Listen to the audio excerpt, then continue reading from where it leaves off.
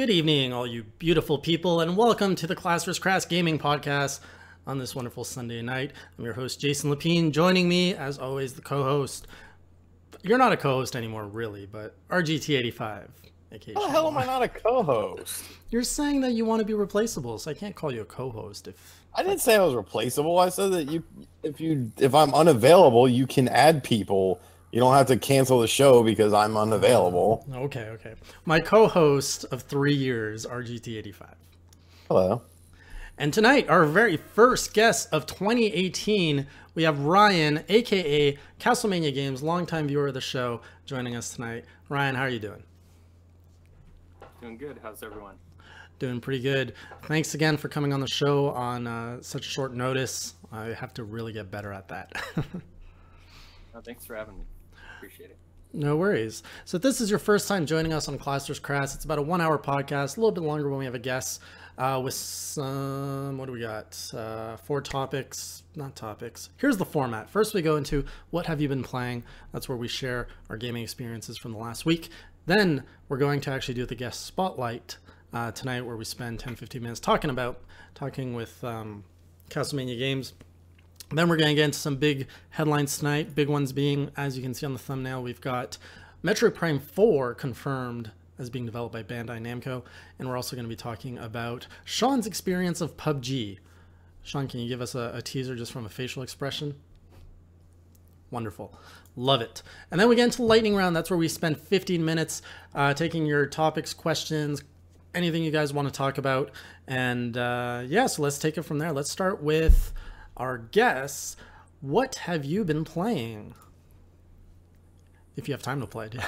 Just started up with, yeah, no worries. I just started up Final Fantasy 2 or Final Fantasy 4 because I got the Super NT, and that's the game I'm choosing to get going with on that. Nice. So I just started that, and looks fantastic on the console. Have you ever played the 3DS version, the remake with the 3D models? Not 3DS, yeah. DS version. Mm-hmm. Probably one of my... Yeah. Oh, you got it back there? Yeah, well, here. Oh, here we go. Collection time. That's nice. The DS version. That's the one. So what is... Yep. You got your whole collection back there behind you? Yeah, this is... Yeah. The collection. Here we go. There's movies on the bottom, games, but very nice. Yep. I've got the same Lord of the Rings pack too. Crazy. I tried rewatching them recently. It's just crazy. It's so long. It's good to get into every once in a while. I've never seen them. You've never watched Lord of the Rings? Nope. Wow. Play the games. Or good GameCube games. Yeah, so you've basically seen the movie. All right, and Shawn, what have you been playing? I don't know, a lot, but a little. I played PUBG. I played some Doom. I need to play the Mercenary Sagas tonight. Probably after this on the Switch. Played some Fortnite. I don't know, just random crap. Nothing really. I tried Fortnite. I've been meaning to try that. How is it? I've been playing Fortnite for months. Yeah? I mean, it's free. It's fun. It works. Better than PUBG? Yes. It functions as a video game. All right. So what's your beef with PUBG, the Game of the Year content? It didn't win, right? Yeah, right. Nominee. No. First and foremost, to every website that gave PUBG a 10, you need to be stricken from reporting, from writing reviews. I understand a review is an opinion, but PUBG is a broken game. It is a game that does not function properly. It is a game that is fun when it works, and I have had some fun moments, but the fun moments are few and far between when the actual game mechanics are broken. So in Fortnite, you basically get on a little airplane and you drop down to your little area and then you scour for resources. Same thing in PUBG. PUBG allegedly invented the formula. However, when you're on the plane, it's like 5 frames per second and you're sitting there hitting B. I want to deploy.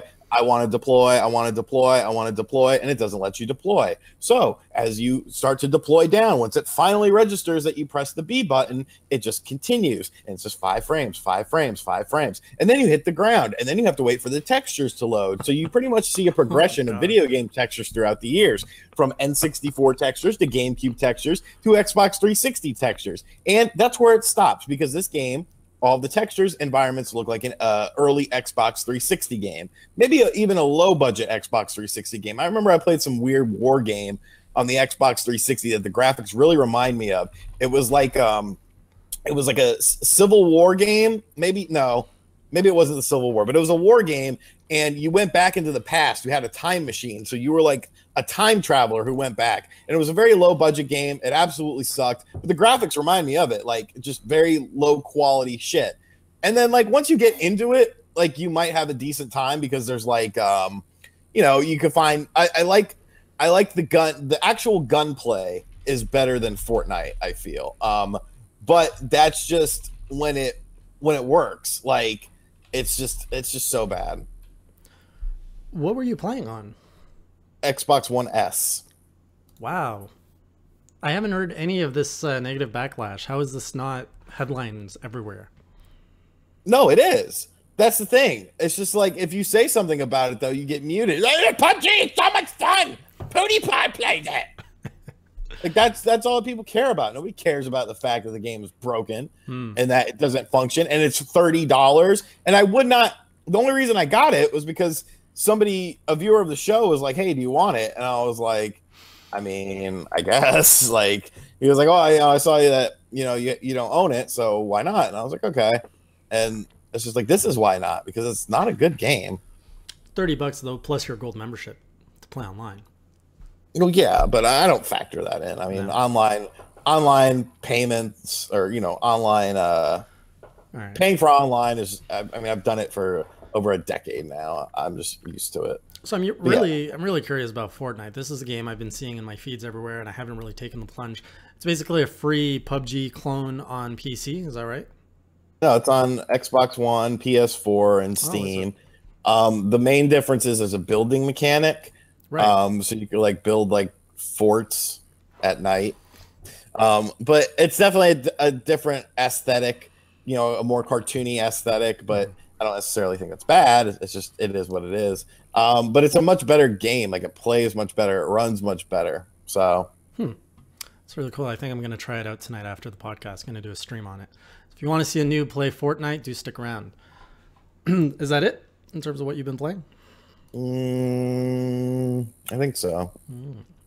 For me, I've been busy with Breath of the Wild, continuing my side quests. My grind to 100%. After 4 hours this weekend, I increased my percentage by 1.5. It's just disgustingly sad.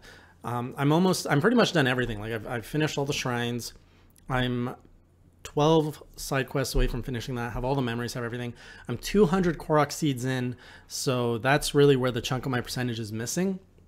And I think you also get a percentage for uncovering like pieces of the map when you like just walking over a bridge you haven't walked before, and you get like the name of the bridge that goes to your percentage. So there's that. I also finally got the chance to play Rime this weekend, which is now free on PS Plus. And I'm really enjoying it. I was streaming it quite a bit yesterday. So I'm playing it on the PS4, not the Switch, because, I heard a lot of bad things about the Switch from this RGT guy. Still some frame rate issues on the PS4 version, but overall pretty fun game.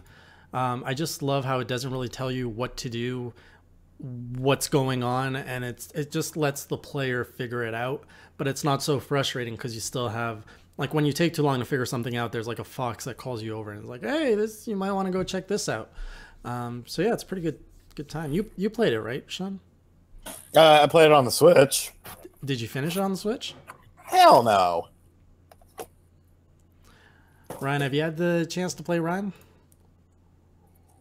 I haven't played Rime, no. Or PUBG or Fortnite, any of those new stuff? Fortnite, yeah. So we have Xbox. That's mostly what I play modern games on. Okay. So PS4 is for limited run and exclusives. So I'm the other way around for most people. That was just simply because I got my Xbox first. And I prefer the controller too. So yeah, but Fortnite's great. I'm terrible at it. You know, I think I've gotten 1 kill. I don't know. Are you decent, Shawn? Not really, because I'm a pussy and I just hide the whole time. And I'll wait till like the final 20 are out, and then I'll start like going exploring, and then I'll die. Why am I not surprised that's your play style? But it's funny, on PUBG, I'm like way more aggressive. Oh, another thing I like about PUBG is there's vehicles. I do like they run like shit because it's all choppy, but I do like the vehicle aspect of it. I wish Fortnite would include some vehicles. Yeah. Hey, maybe in a future patch. All right. Okay, so that's pretty much it for what have you been playing.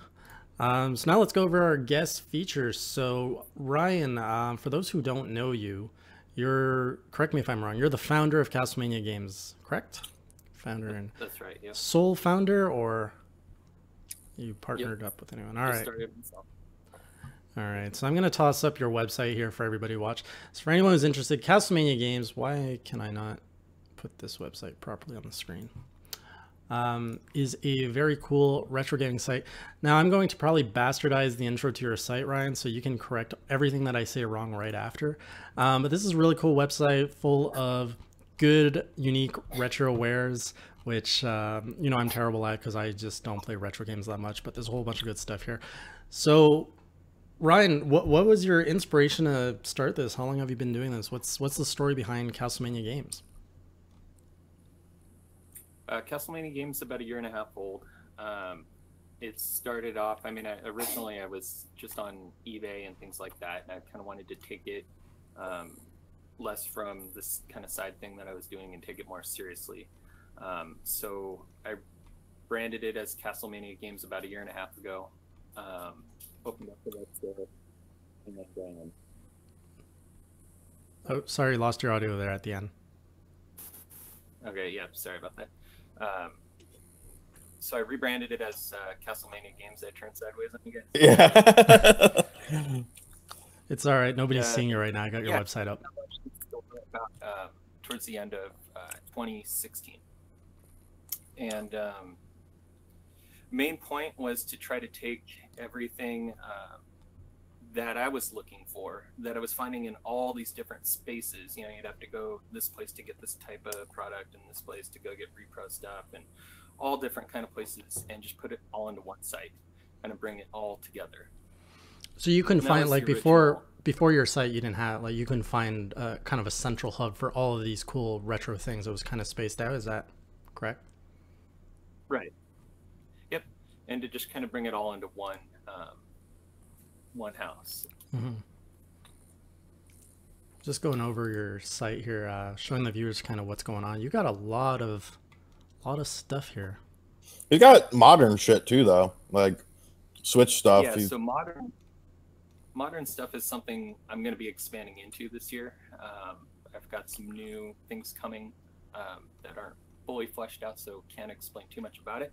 But what I will have is brand new consoles, brand new games. When NES Classics come back, I'll have those at MSRP, things like that. So I will be expanding the product line altogether this year. And it's already quite a product line already. Like, this is crazy. This whole operations, it's all being done by you, or do you have any help on the operations side? I have a couple of people that help me, primarily with back end stuff. Like, I have people that I have an accountant person that does all the bookkeeping and financial stuff, and then I have a person that I contract to do some design work. But most of the sales side of things, that's where I come in. Okay. And I do most of the website stuff as well. Some of that I contract out, and yeah, but mostly it's me. But I do have some help yet. And is this like a full-time gig now for you, or is this still you're still? It's heading in that direction, but it's not fully that direction. Okay. So, like to get to where Shawn's at and go full time with it. For sure. You took away my segue. That's exactly where I was going with this. But yeah, I mean, it's great to hear that you're almost there at the full-time mark. Of course, Shawn recently left his job, his last day being this week. Congratulations, man. Welcome Thank you. Welcome to stressing and sweating if you're going to get paid the next day. Right. I like that though. I like relying on myself instead of other things. Like it doesn't really bother me. So how's that feel? You quit on Wednesday? You quit your job? Thursday. Oh, okay, so you've only had one day off, really. Yeah. Well, no, I was off Friday, Saturday, and today. Okay, so has it really like sunk in that like tomorrow you're not going to work?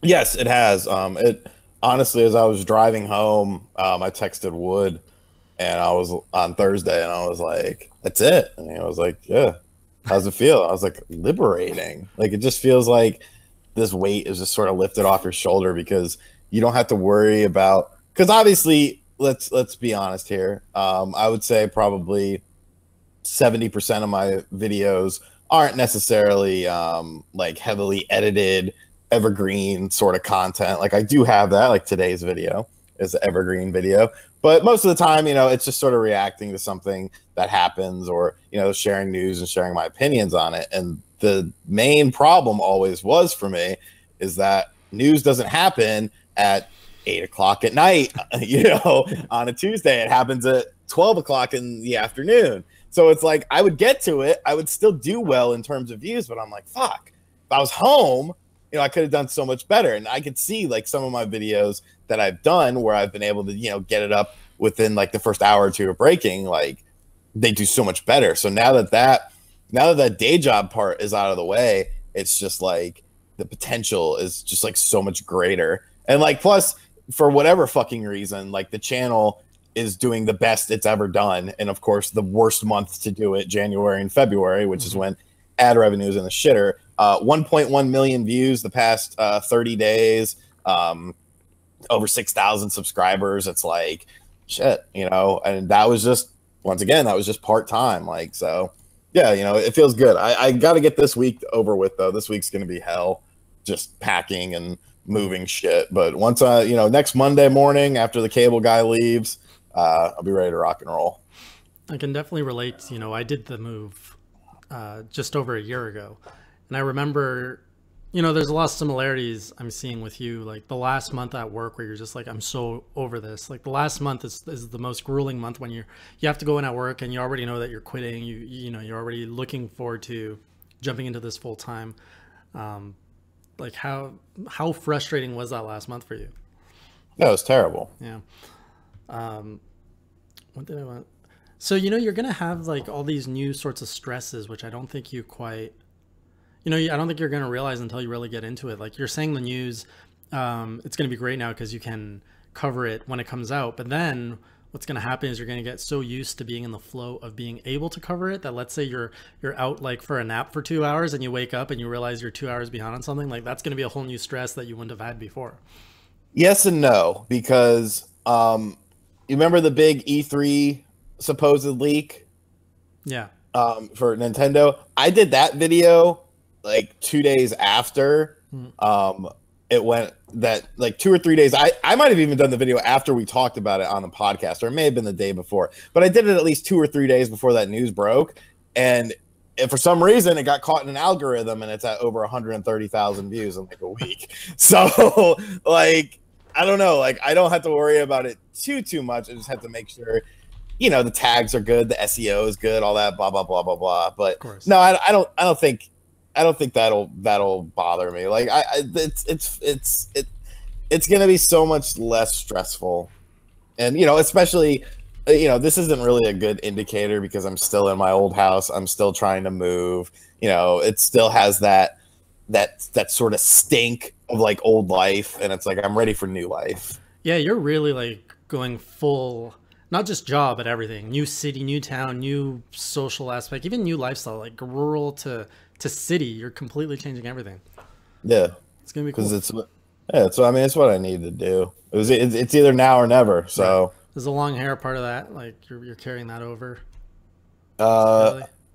I don't know. Like I'm keeping it. even though people keep telling me to get rid of it, like that just makes me want to keep it more. Ryan, what do you think? Short hair long or long hair long? Oh, whatever he wants to do. I mean, Thank you. Thank you for being a normal. Very safe answer. No, dude, so many people like tweet me like, you gotta drop the homeless look, man. You look homeless. I'm like, but you have the kept beard. You have the kept beard, which is, you know, that balances it out. Which wasn't kept until I actually like the last few months. It's been sort of all over the place just because of like lack of sleep and shit. But now it's like today I slept, you know, I didn't go to bed till like 6 in the morning because I had company, and I slept till like 9. I had a video that I wanted to edit. I edited the video. I took a nap. I ate some dinner. It's just such a much more comfortable lifestyle that, I mean, granted, it's like now is the time to bask in it because of the, you know, essentially 7 years of. I'm worried you're never going to leave your home. Like you're just going to ship everything to your place. Spawnwave said he'll take me to the gym. Oh, are you guys going to live close? 15 minutes away. Oh, that's crazy. Yeah, so like I know so many people. Like I'm already looking at like concerts and shit I want to go to in Philly because Philly's like 25 minutes away, and all sorts of stuff. Like I'll probably be more social because I have a lot of friends in Philly, like, you know, Square Painter, all the Screenwave guys. You know, like they're actually buddies of mine. You know, outside of, you know, that sort of stuff. And they're like, dude, you got to come to Philly. You got to come hang out. I'm like, oh, you know, it's 20 minutes away. Just fucking Uber. Who cares? So I see how it is. You're going to move 15 minutes away from Spawnwave, but didn't even consider moving to Toronto. I'm sorry. I don't move to third world country, sir. It's not that bad. Your games cost $80. Only recently. They used to be the same prices in the U.S. Doesn't matter. Anyways, enough about you. Let's talk about some games. Starting with, you know what, we're going to start with the Kingdom Hearts 3 trailer because you guys don't care, but wow. I'm so excited for this game again. Kingdom Hearts was like one of my favorite games, and have either of you even played it? Kingdom Hearts, any of them? Yeah, I have. You have? You've played 1 and 2 or the handheld ones? I played 1 and the one that came out on DS. Okay. And you, Ryan, have you had, I think before the podcast you were saying you hadn't had the chance to play them? Me? No, I've never played. I think Kingdom Hearts came out originally when it was kind of in a lull for gaming for me. Like, I kind of took a break around that period of time, early 2000s, and got into music, doing band stuff and stuff like that. So that all kind of launched. I saw it from the side and I thought, oh, that's something I would probably be into if I was actively into gaming right now, but I just missed the whole thing. So maybe this is a chance to explore that. I did watch the trailer, and for me, the way that RPGs are moving with action RPGs, like I said, I'm playing Final Fantasy 2. I mean, that's kind of what I grew up with and what I like. I got Final Fantasy 15, and it's just, it might sound ridiculous, but the way the fighting mechanics, the action mechanics is just not out of a game like that. I'm looking for more of the story. I'm cool with turn-based and things like that. So those were my initial thoughts, were just kind of like, this looks like Final Fantasy 15 with Disney stuff mixed in. Not really my speed. So you're right in some sense that Final Fantasy 15, they do have the similar mechanic of that, I don't know how to call it, like more of an action game. What I find Final Fantasy 15 did wrong was really the balancing of the mechanics. Like I feel like you could just spam the same attacks and just win. Like there wasn't really much strategy into using any of your other abilities. You could just use the basic stuff. Kingdom Hearts, at least 1 and 2, was a little bit more... like it wasn't complex, but I don't know, it didn't feel as spammy as Final Fantasy 15. I am worried that 3 is going to look more like 15 though. But for me, my story with Kingdom Hearts was really I found it in a pawn shop, the first one. I didn't even know much about it. I was just getting into Final Fantasy. And when I saw like Final Fantasy and Disney, I was like, yeah, this might be cute. Let's try it. And I was just blown away. I was like, wow, this is such a great game. Kingdom Hearts 2 is actually the first game I've ever pre-ordered. So I haven't really followed the series much with all of these like extra 2.8s and 2.5s and remixes and all those titles. So I kind of lost track of the story and everything, but 3 I'm looking forward to. I'm hoping it's a main entry that's going to make sense again in terms of story, just basic, fun, sort of simplistic. We'll see. The next headline we've got is Metroid Prime 4. Now, I was seeing some chatter in the chat. Is this confirmed, or is it... Eurogamer said it was pretty much confirmed, but it has not been confirmed by either Bandai Namco or Nintendo. But, I mean, it's pretty much a go. It is, for the most part. So Metroid Prime 4 is allegedly confirmed by Bandai Namco. And is this Dr. Trey that found this? Like, he was the one that went through the whole LinkedIn searches and found people. Yep. All right. So that's the whole drama I was seeing unfold over the last few days. So yeah, shout out to Dr. Trey for being a LinkedIn ninja and finding the story. What do you guys think? Metroid Prime 4 by Bandai Namco. Love it, like it, hate it, or meh? I'm open to it. Yeah, I mean that's pretty much all you can be, is just open to it, because Bandai Namco isn't known for FPS games or first person adventure games, but in the same breath, they are, the rumor is that 1313 Star Wars people that were working on that game that was canceled ended up going to work for that studio. So like those people working on the game, there's actually a new rumor that the game went from the Singapore place to now Bandai Namco Japan, so that Nintendo can work closely with Bandai Namco Japan. I mean, the thing of it is, at the end of the day, Bandai Namco did Smash 4, and Smash 4 is heralded as, an excellent game. So, there's no reason to doubt them.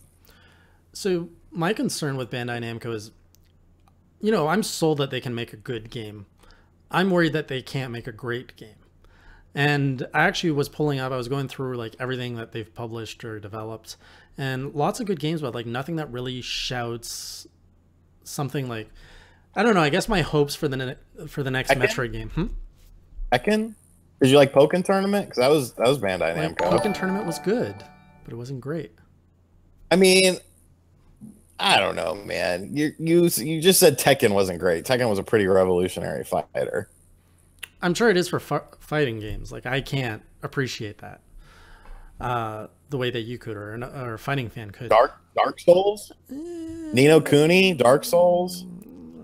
Okay. I don't think you're giving them enough credit. So my hopes for Metroid was really that they would keep going with the open world segment. They've already put their Zelda IP, their Mario IP to kind of open world. I was really hoping for that with Metroid, and with Bandai Namco's history, they've never done open world, unless I'm missing something. So that's where I'm disappointed in. I mean, I don't know, man. Like, Ni no Kuni is a good a top tier game. Xenoverse 2 was a good Switch game. Tekken 7, Little Nightmares, Dark Souls, Soul Calibur, and that's just their recent catalog. I mean, it's not like there's. I don't really. Here's what I think. This is what sort of makes sense to me. I feel like they're using the Unreal Engine, and Nintendo isn't just that privy to it yet. Maybe instead of developing a new engine, so they probably send it to Bandai Namco Singapore because of the 1313 Star Wars people who were there, who were working on a game that was being built on Unreal Engine, and which was a first-person story-driven game. So they basically said, okay, you guys do the groundwork. You lay in the foundation. We'll take it back to Bandai Namco Japan, where we can work with them and tell them, what sort of game we want. Mm-hmm. So I think they're more just doing the groundwork, probably the Unreal related stuff, and then Nintendo's going to come along and it was published. Yeah, they'll Sorry. probably. That's what I'm thinking too. You know, they're going to create that sandbox, the basic elements for what they want in the game, and Nintendo's going to kind of oversee more the nitty gritty stuff. You know what, Ryan? What do you think? I mean, you guys just kind of wrapped it up with what I was thinking. I think they're going to have the final sign off for sure. They're not going to just turn over one of their, you know, longest running IPs that people love to just, you know, the concern would be that they're not doing this in-house, right? I think that that's probably what people are thinking. And, you know, they've been okay with that. They did and this isn't necessarily a fair comparison, but Mario versus Rabbids, they trusted Mario's the world, the Mushroom Kingdom, to Ubisoft, and that came out great. That's true. Yeah. And I think there was probably some initial skepticism about that. But Nintendo, they have veto power on this for sure, right? If they don't like something, it's not going to go to print. So I think they're going to do, you know, hopefully, we're all hoping that this turns out great. I'm a big Metroid fan for sure, so this is something I'm looking forward to. Well, there's one thing for sure. This will be the best looking Metroid game ever that we've ever seen at this point. This will be the first HD one, right? Yeah. Because Samus was just HD in Smash Brothers, but that's it. It's the only time Yep. we've seen her rendered. Before the show, what I was looking at is I was just going through Wikipedia through like the whole list of Bandai Namco games to see if there's any engine that they could repurpose for like Metroid, but nothing really stood out to me. Man, but like Mad Pixel just said,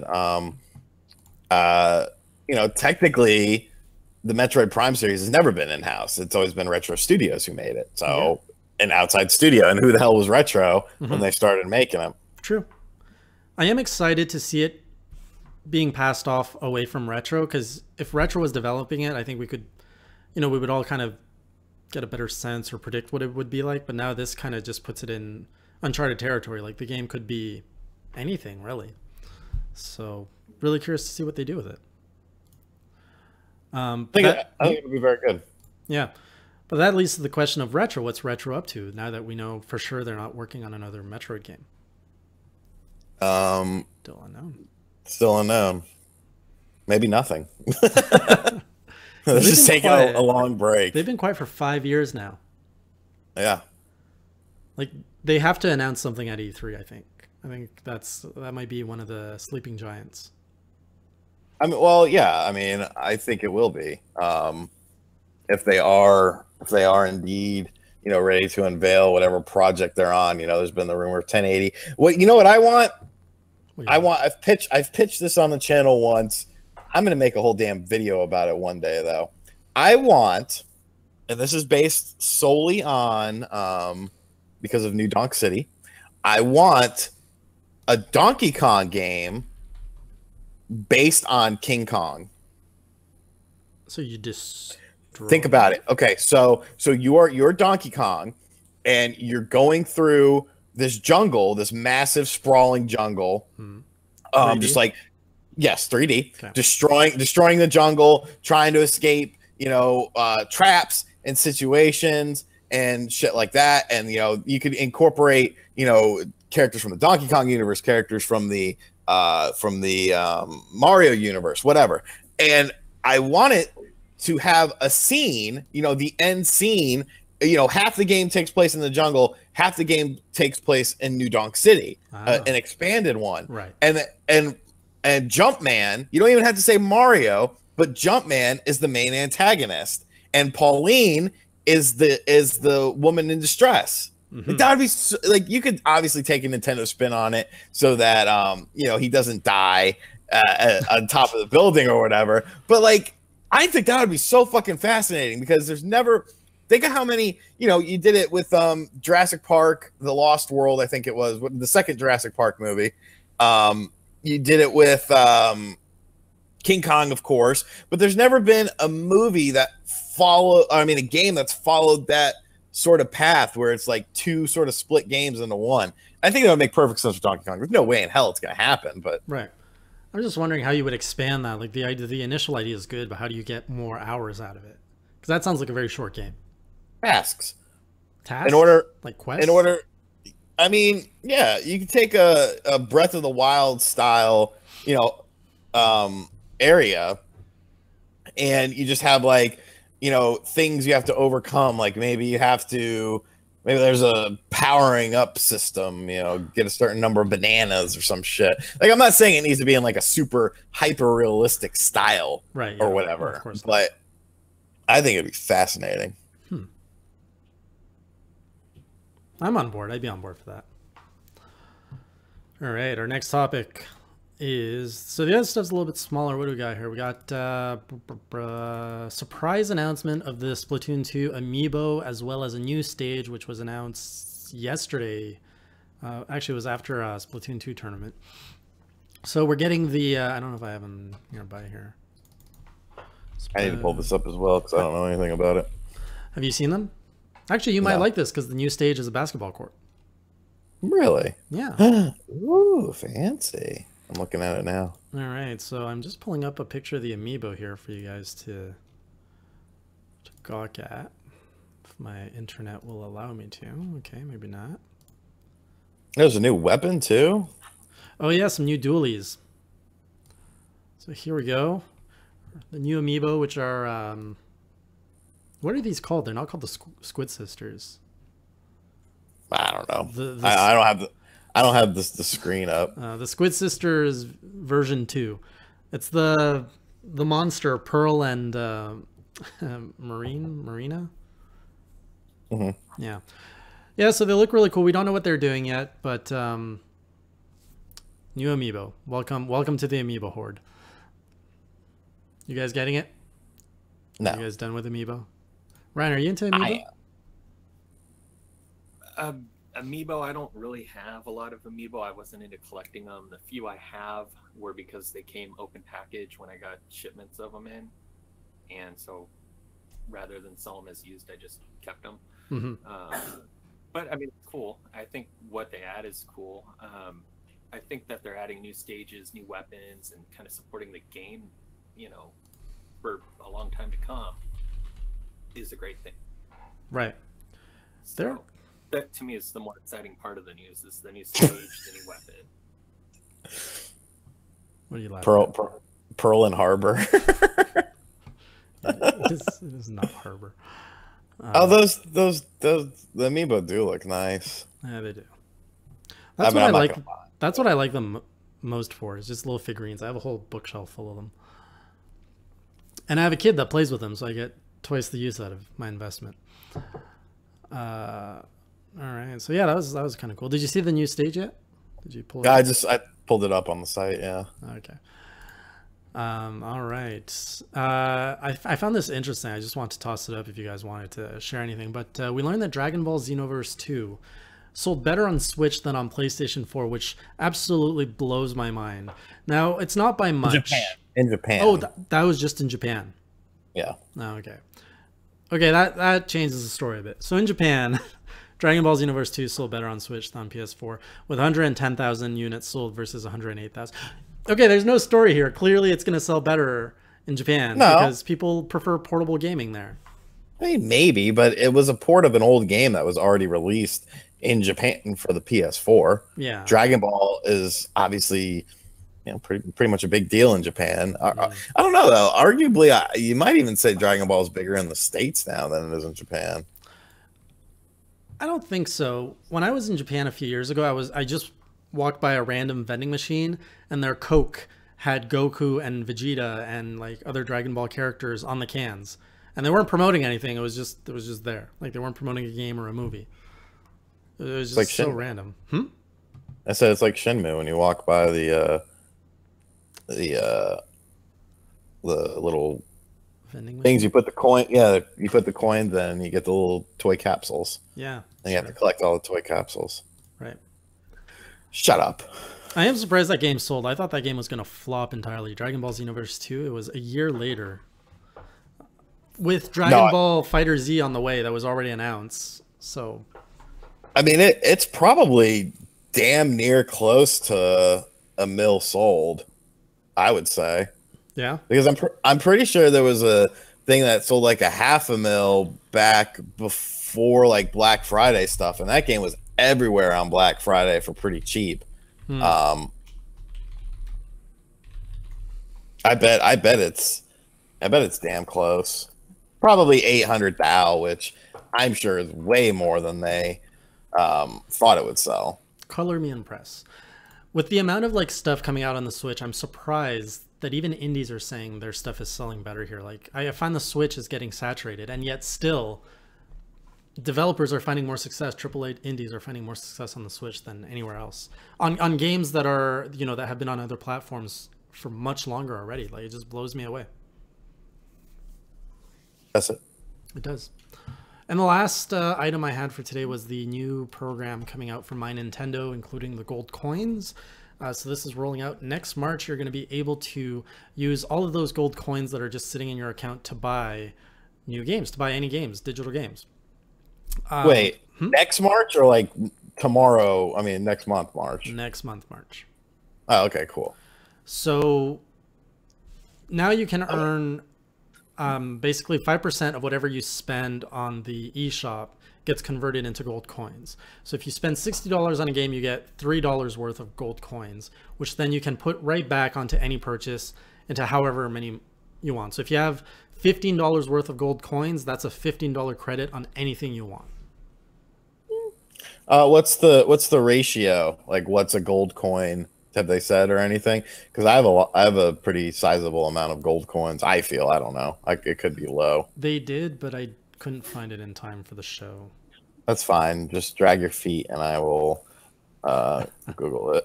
All right. Have you been following this at all, Ryan, in terms of My Nintendo account or any of these reward programs? When you mentioned it earlier, that was the first I'd known about it, but I think it's cool. I mean, anytime they're going to give you something for, you know, a purchase you were going to make anyway, I'm good with that. Also, just like you said, things are selling better on Nintendo. This is just one more reason why, if I'm going to buy the game anyway, might as well buy it somewhere where I can stack some coins. Yeah, I don't have that many. That reminds me a little bit of, remember that promo they had on the Wii U Deluxe model? Yes. That if you bought it, I think you got like 10% of all your purchases on the eShop were converted into something.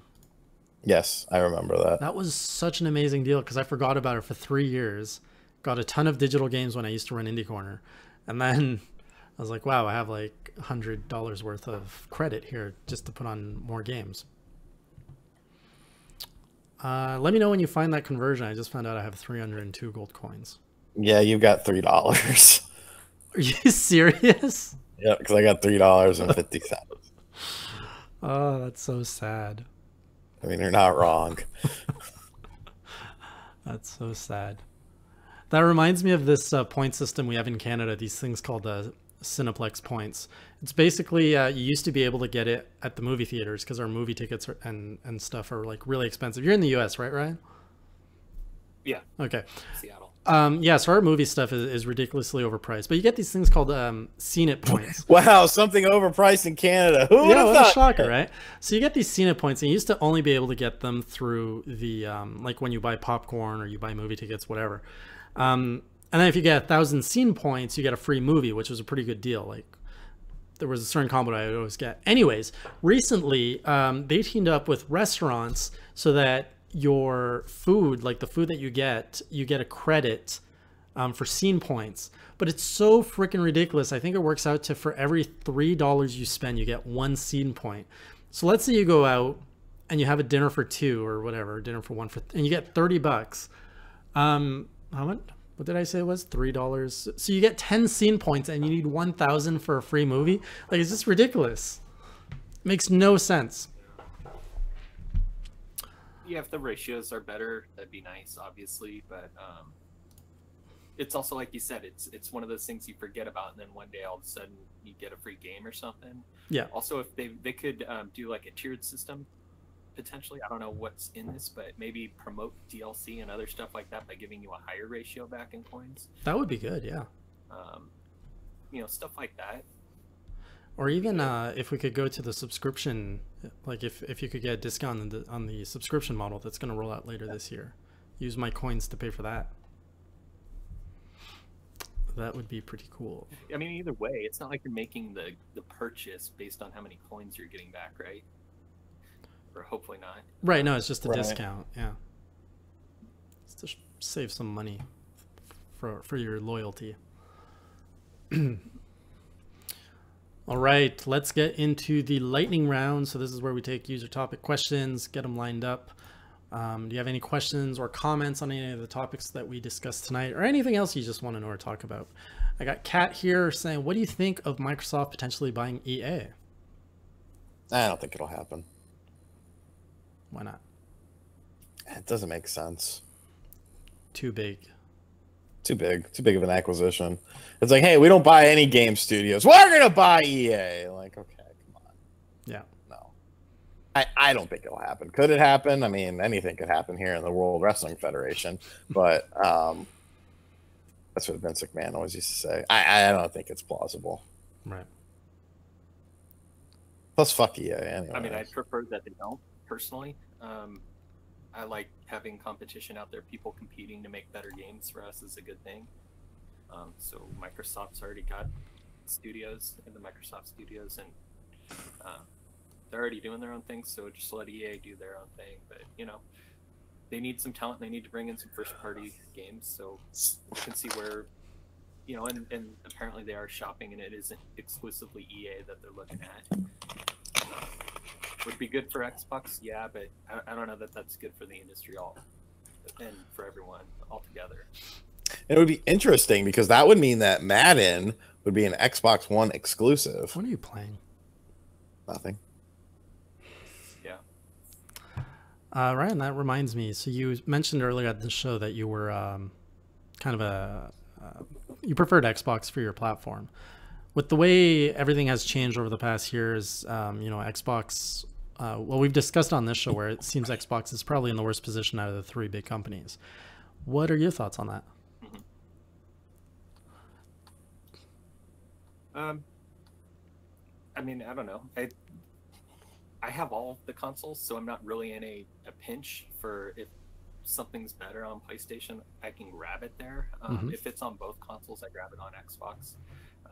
Would like to see some more good games come out. I think the 2016 they had a pretty good year. 2017 year was pretty light, so they've got to come out this year E3 with some games. But they can do it hopefully, and you know, Phil Spencer has kind of been doing a good job, I think, repositioning the company. But people got to remember, games take like 3-4 years to make, so we'll see. I think this is going to be a critical year though for games for them. Right. I mean, they've got the best hardware. Nobody's doubting that now. It's very expensive, but I don't think it's always about that. Nintendo's proved that. So I think, yeah, they've got to come with games. Completely agree. All right, next. I think they need more Sega arcade ports. Like, I find myself arcade ports on the Xbox One. Like, all I do is play the backwards compatible like Knights and Virtual Fighter 2. I'm playing Daytona USA right now. It's so much fun.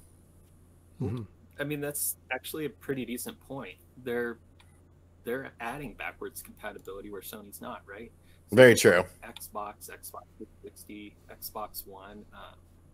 That's pretty cool, and they're not charging anything for that. They're just adding things on. They're throwing tons of development into that to make that a thing, and that's great, you know. So you're right. Any new games? I mean, because I was very pissed off because I had a lot of these games on my PS3, and obviously I couldn't play them on my PS4, which I think is stupid. Like the arcade games, like that should. There's no real rhyme or reason, in my opinion, for that, especially when you have the Xbox, which had the same games, the Daytonas, all the classic Sega stuff, and you could play them on your Xbox One. You didn't have to rebuy them. All right, next question. We've got, I ordered, this is from PKG96. I ordered a SNES Classic on Amazon for $100. Thoughts on the SNES Classic availability? I've been seeing them a lot. I've been seeing a lot of people seeing them taking pictures of like 12, 15 just sitting in a display. So I think that drought is slowly coming to an end. I think a majority of people who wanted one have now gotten one.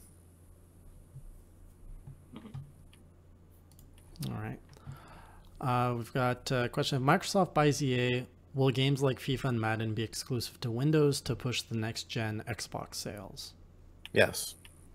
That would be one of the reasons to buy the company. If not the main reason, I feel.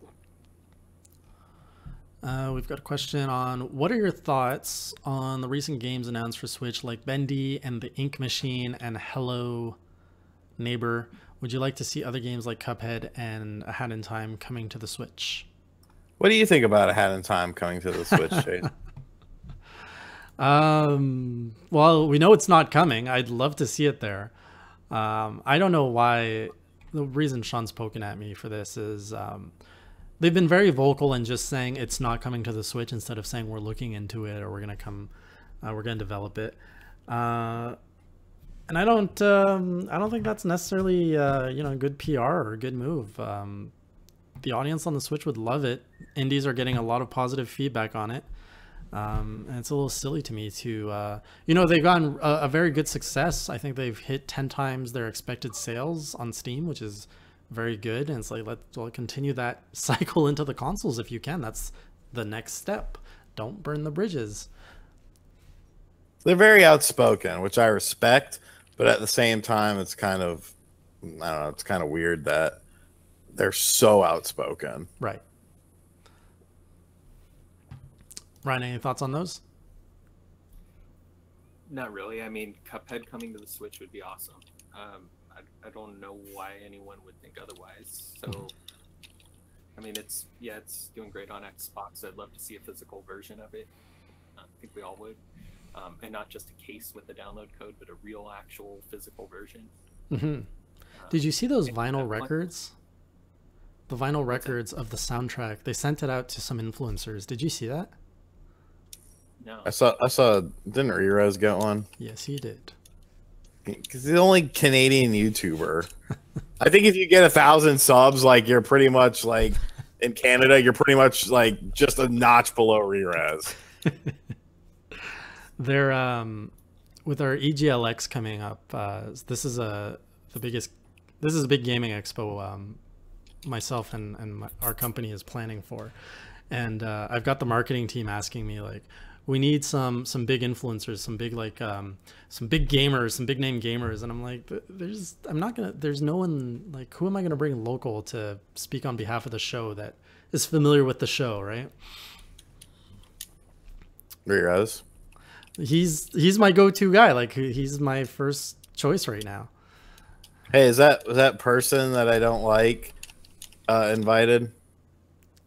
Who? Female influencer. I feel like I'm supposed to know who this is, but there's so many women you hate. I'm not sure. Wow. I'm not sure. There's only really one. I'm very. Remember when you went to the YouTube Creator Studio and Rerez was doing a panel and someone was on the panel? Oh yes. No, they're not. God is good. God is good. Oh my God. They'll probably be there though, but they're not necessarily invited. That's fine. Question: when is WWE 2K18 gonna get fixed? Never. Fuck that game. Fuck Blind Squirrel. From now on, if it's a AAA port, it needs to be done in-house like they did NBA 2K18, or give it to fucking Panic Button. Okay. Panic Button, the company who patches their games. They patched Rocket League. There's a new Rocket League patch coming out to improve visuals next month, even though I think the visuals are fine. There's a Doom patch coming out. Blind Squirrel can suck a nut. Very appropriate. From Mohammed, considering Sea of Thieves was #1 on Twitch during the duration of the beta, do you think the game could be 2018's next big PUBG, especially since the point of entry is only $10 on Game Pass? I think Game Pass is going to help that game as far as exposure is concerned. It's going to be a very interesting thing to see how much revenue it generates because of it being on Game Pass. Obviously, I'm going to play it on Game Pass because, you know, I'm going to get Game Pass, you know, within the next week or two. So I'm just curious from a financial standpoint. I think a lot of people will be streaming it as long as it, you know, runs well and whatnot. I guess that, you know, I would say as long as it runs well, but I guess it doesn't fucking matter because, you know, PUBG doesn't run well. Yeah, I think it'll have a good following. All right. And Ryan, feel free to chime in on anything you like. We're just going to speed through questions. Yeah, no, go ahead on. All right. From Gintoki Cruise. If you had a choice, what company would Nintendo take over? Something more possible, nothing too crazy. Sega. Hey, that's a very good choice. I was thinking Image and Form or the new whatever they merged into. But that's a very small studio. I see that maybe like 5-10 years from now. What Sega or Capcom? And your choice, right? Konami. That's a good choice. They're kind of making good IPs. I mean, yeah, that's pretty much what I'm basing it on is the strength of IPs. And even though Sega kind of sucks and Konami sucks and Capcom kind of sucks, the strength of their IPs is just ridiculous. Right. And that sweet Street Fighter 30th anniversary. What are you doing with your finger? Smelling it. What games do you think Nintendo will focus on this year at E3? Mario and Zelda being the last 2 years. New IPs. I think it's new IP as well. There's going to be shit you didn't even think of. Oh, good tech reversal there. Didn't even think of or dream of. Well, I mean, that's what they said this year was going to be about. That's why I think, you know, the E3 leaks that you saw were pretty, you know, they sound good on paper. It's feasible for that stuff to happen. But at the end of the day, and Nintendo said that this was going to be a year of new IPs and surprises. So right. Next up, do you think Bandai Namco Singapore will be the lead developer of a Nintendo Switch exclusive ... Ridge Racer 8? You didn't say it right. You had to say Ridge Racer. And funnily enough, did you see that that clip that Spawn Wave put up on his Twitter today? The demonetizing one? I saw the clip, but I didn't watch it. Oh my god! So we were talking about Ridge Racer, and Dreamcast guy was in there, and he was like, he talks kind of like this. He's like, I'm really looking forward to Ridge Raper. My god.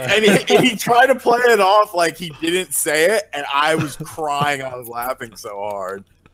It was so fucking funny. But yeah, no, I'm stoked. Like everyone's all excited about, Metroid Prime 4 news, and I'm like, well, okay, who cares? You're still not seeing the game. We're talking about a brand new Ridge Racer exclusive. Like that kicks ass. Ridge Racer is awesome. It's fun. It's fast. Tons of unlockables, built on speed, built on graphics. I mean, there's a reason why Ridge Racers used to come out at the start of consoles. You look at or even handhelds. You look at the DS. There was a Ridge Racer at launch. PSP, Ridge Racer at launch. 3DS, Ridge Racer at launch. And all three of those games were arguably, the best, or at least up in the upper echelon of the best looking games available on launch, because that's what it's all about. It's just fast with pretty graphics, and drifting and unlockables and shit. So I'm on board with a new Ridge Racer. I think that'd be awesome.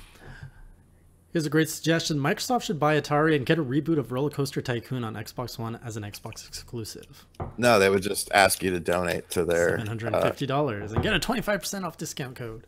20. Oh, it's 20. Oh man, do you think Sony Corp's Kaz Hirai is the reason why he's stepping down because of Ridge Racer 8 being a Switch exclusive? It's Ridge Racer. That was good, whoever said that. That was from Tony. Yes, that's the reason. I mean, you're not wrong. Would you like to see a revival of Scalebound be funded by Nintendo? Absolutely, of course. It won't happen. No. It was a Microsoft IP, wasn't it? Yeah, I think Microsoft was pushing that, and who knows? I don't know the details, but maybe in a few years we'll see Scalebound come back. Maybe. Oh. Under a different name. You could take the same game and just... That's true. Like, Oh, this isn't scale bound. This is bound by scales. 50 Shades of That's Scale. probably more likely. Yeah, They'll probably do something with it and just rebrand it, like you're saying. Yeah. might as well. I mean, the engine was pretty choice looking. I was looking forward to that game. Are you buying Bayonetta this week? Me? Yeah. I got Bayonetta on my Wii U. Not gonna double dip. Nope. Once was enough. I'm tempted just for review purposes because I fucking know it's all me. Here's a Bayonetta review. Where is it? This is your fans? This is what they sound like? Some of them. The ones who tell me I look homeless. That's what they sound Yeah. like. You went a little re-res there. Oh, it's only. Oh, that's just for. How much is the damn thing? Is it $60? Do you get a dual pack? Like on the I Wii? guess if I'm gonna buy it, I'm gonna buy the damn dual Of pack. course you will.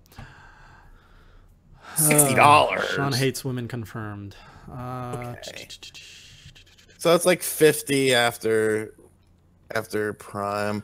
Do I want it delivered here? Okay, I play it probably skipped a Friday? bunch of questions. You guys were going so fast. New exclusive Castlemania games for Switch? Question mark. Or what is it? I'm sorry, I didn't hear the question. Oh, I get. Well, okay. The question would be: is there a new exclusive Castlemania game for the Switch? Oh, Castlevania. No, Castlemania. Well, that's what I'm Castlemania. saying. Yeah. So is Ryan making a game for the Switch? Is that the question? I believe that's the question. Yeah. I think he meant to say Castlevania. Oh, maybe. That would make a little more sense. But I mean, that'd be dope. But we're not. Nothing to announce on that. Or anything on the trajectory right now. All right. There is some cool stuff later this year, and it's not. So we're doing one NES game right now release, and then a Super Nintendo release. So we are going to expand that platform offering, but it's not modern. Okay. So that's publishing, retro publishing, or development? Publishing. Yeah, with retrobit. So we're doing Holy Diver and R-Type Returns, which is R-Type 3 and Super R-Type. That's not the only game along those lines this year, and those aren't the only consoles. Okay. So that's about all I can say about that right now. All right. We'll have to get you back on the show at the end of the year when the secret's out. Or in a couple months. All right. Sounds good. What are your thoughts on Mario Kart Tour? It's a very nice logo. Yeah, the logo is pretty legit. I mean, I'm not going to sit here and say it's not. I don't know. You can't really have many thoughts on it. Right. We haven't seen anything. Oh my god, yes, Arfin. He says Sean sounded like that squeaky guy from Police Academy. It's not bad. Completely forgot about that guy. There was a Bayonetta question. Where'd that go? Do you think Bayonetta 2 will be the #1 game in the top 20 Switch eShop charts next weekend? Yes. No. Really? I think Celeste will keep it. And then I think Payday 2 will overtake it. All right. When's Payday 2 coming out? End of the month. I guess I could wait on Bayonetta and get Payday. Or both, because you're rich. Well, you know, I believe, aren't these tax write-offs now? Yeah, they are. all of your game stuff. Just keep my damn receipts. Tax write-off, write-off. Dr. Pepper might be a write-off too, you know?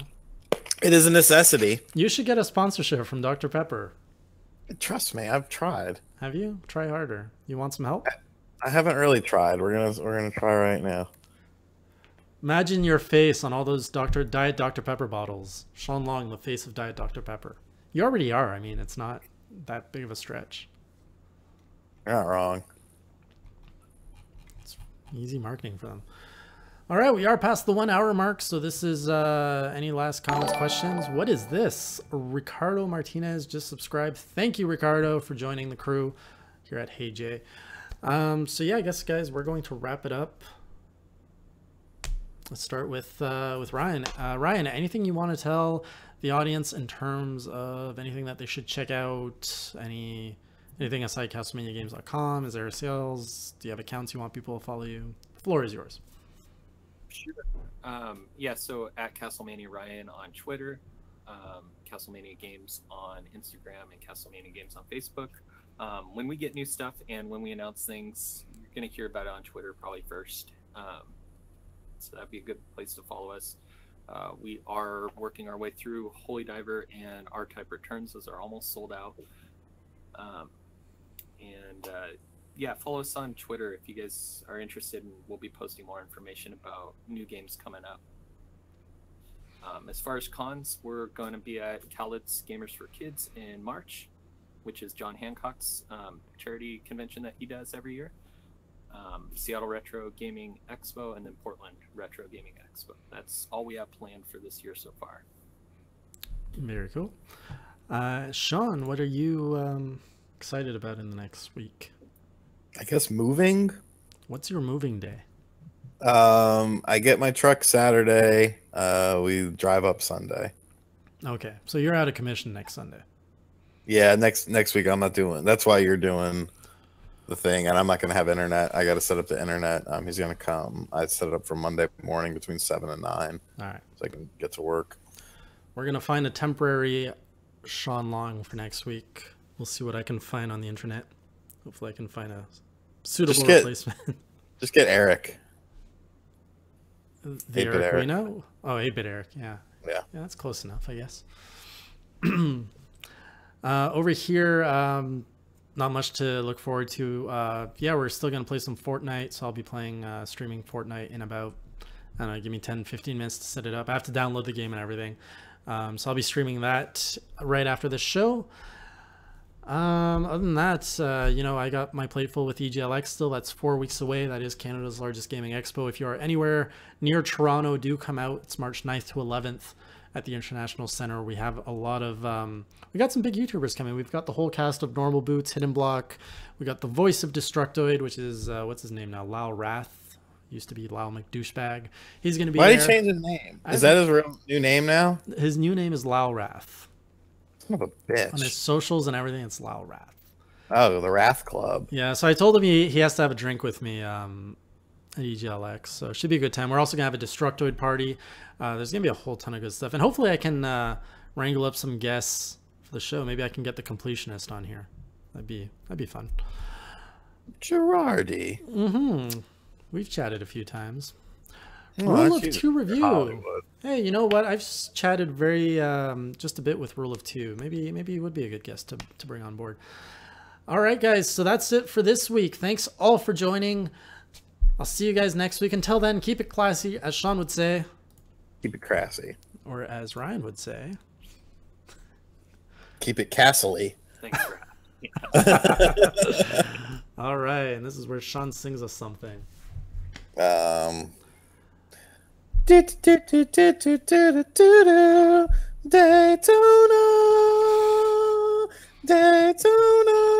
let's go away, Daytona, now we're ready. Can we get one more Ridge Racer announced?